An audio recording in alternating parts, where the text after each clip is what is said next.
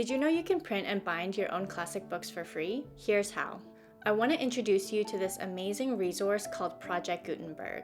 It's a vast digital library offering over 75,000 free ebooks for anyone to download.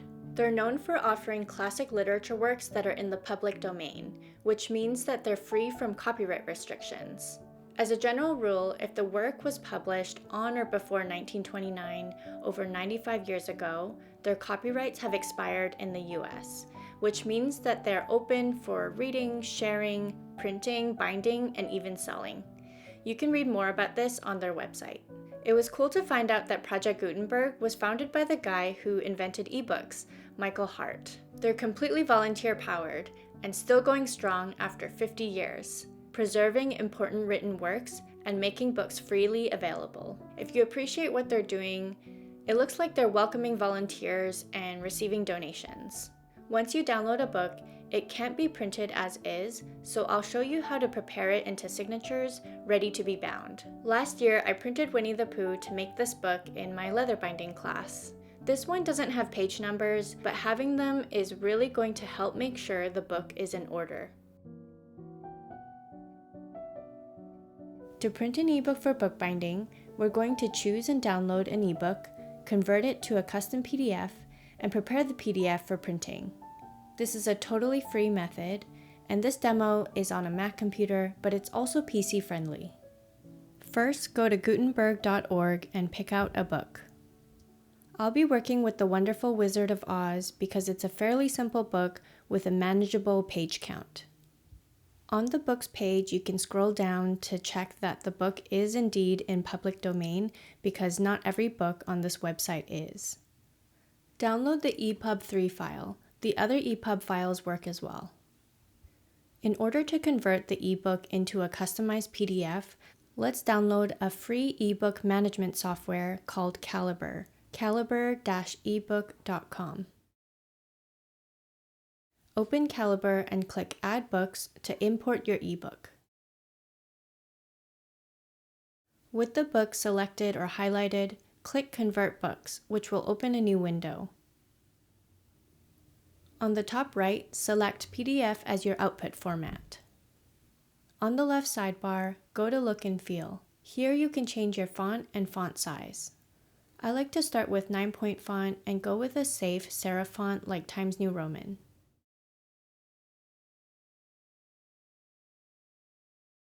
Now click on PDF Output on the left and select a paper size. This is the size of book that you're making.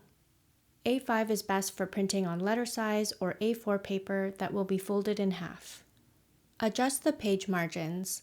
I start with 30-point all around and then tweak from there based on the PDF output. If you'll be trimming any edges, you can accommodate for that.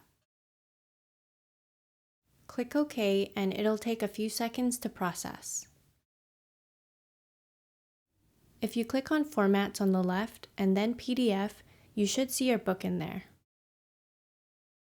Right-click the book and save to disk. Find the PDF in the downloaded folder and open it. Scroll through and check for any issues.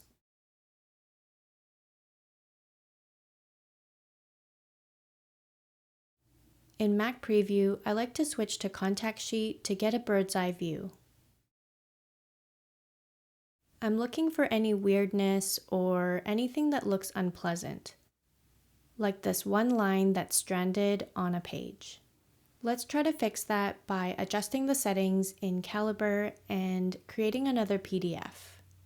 With the book selected, click Convert Books. Remember to change the output format to PDF on the top right. I'm mainly going to adjust the margins.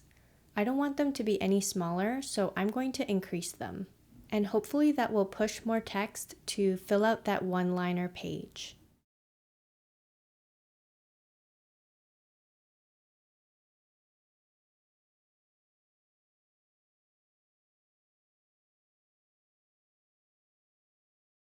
I so appreciate that Calibre exists, and if you like it too, I encourage you to support the creator by giving a donation.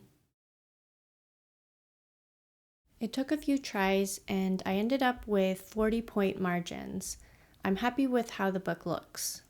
Be patient with this step because if you are working with a larger book or books with images in them, this process can be a little bit tedious. Unfortunately, we won't be able to make any text edits or manipulate the PDF any further, but you can edit the HTML code through Calibre if you know how. Let's move on to preparing the PDF for print. We're going to delete unwanted pages, add page numbers, add blank pages to the front and back, and split the book into signatures. If you have the paid version of Adobe Acrobat, you can easily do the rest of these steps in the program. For everyone else, let's go to pdf24.org. Their creator program is PC only, so I'm going to use their web-based tools. PC users, please report back if you try it out. If for some reason this website doesn't exist when you're watching this, it would be very sad, but please let me know so I can update this video. First, click on Remove PDF Pages. Upload the book PDF.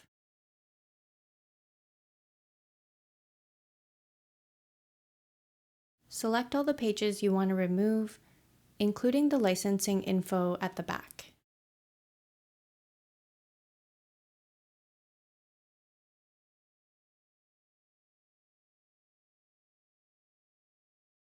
I'm renaming the file to keep track of what I did and saving it in a new folder.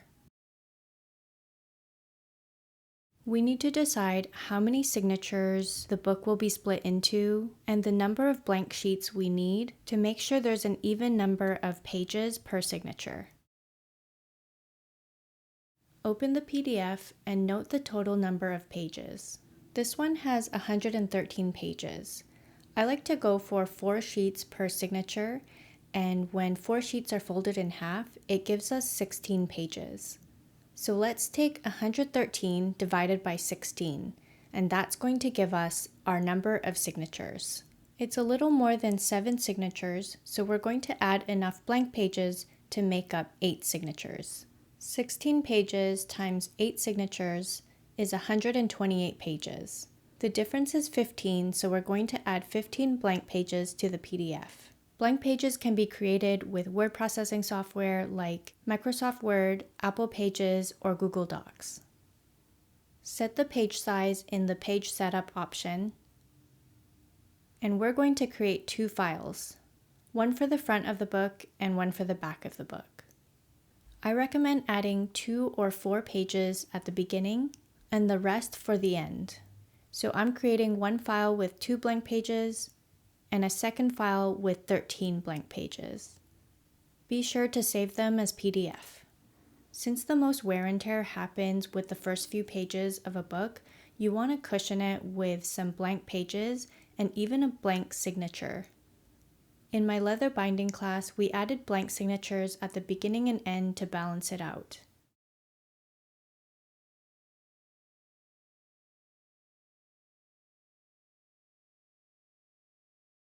Returning to the PDF24 website, click on Merge PDF. Upload the book PDF along with the 2 blank page files. Click and drag to arrange the order and hit Merge.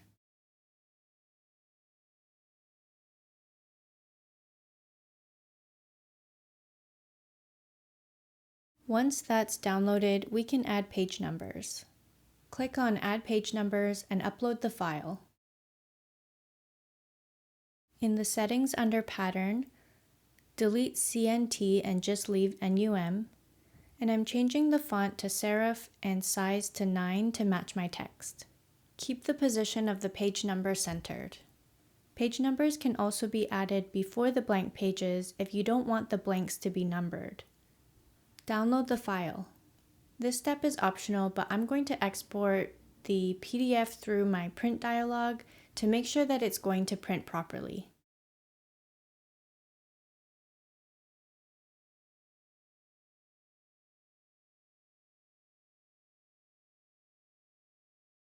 The last step is to split the book file into signatures.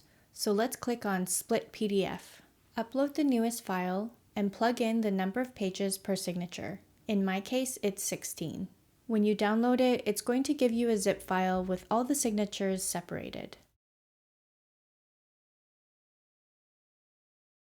Each signature needs to be printed as a booklet. I don't have a way to do that, and I don't like how my printer prints text, so I'm going to get this done at my local print shop. If you're going with this route, here's a sample email you could send to make sure that it's properly printed for bookbinding. I got my signatures printed at my local neighborhood printer, who is quite small. I ended up having to explain why I needed a specific grain for the signatures, and they didn't have the right type of paper, so I ended up providing my own. It's not ideal, but I went ahead with it. I've worked with several printers, and I found that everyone has a different level of experience and understanding around printing for books. The printers that are easiest to work with are those that are open and willing to work with my very specific requests, and those that are not overwhelmed with orders so they have time to work with me. The good thing is, once you've found a reliable printer, you'll likely only need to explain your needs once. Oh, and be ready to explain that the book you're printing is in public domain. I quite like the proportions of the margins. It feels like comfortable spacing around the text. There were 128 pages, 32 sheets total to print, and it costed me about $13 US.